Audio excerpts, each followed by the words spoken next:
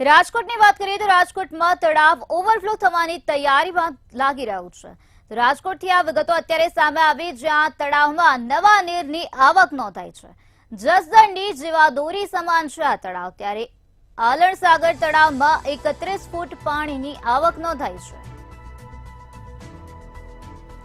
તંત્ર દ્વારા નીચાણવાળા ગામોને અત્યારે એલર્ટ કરી દેવામાં આવ્યા છે। લોકોને સૂચના આપી દેવામાં આવે છે। આલણ સાગર તળાવ ઓવરફ્લો થવાની તૈયારીમાં જોવા મળી રહ્યો છે।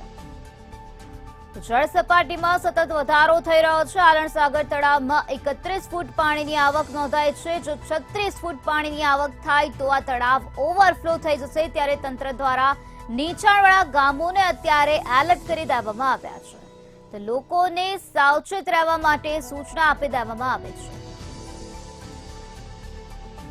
જસદણ વિસ્તારની જીવાદોરી સમાન છે આ તળાવ, જ્યાં અત્યારે જળ સપાટીમાં સતત વધારો નોંધાઈ રહ્યો છે।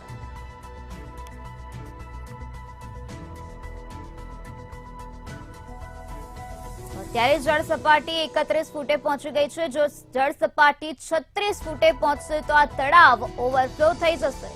ત્યારે બીજી તરફ નીચાણવાળા ગામોને એલર્ટ કરી દેવામાં આવ્યા છે।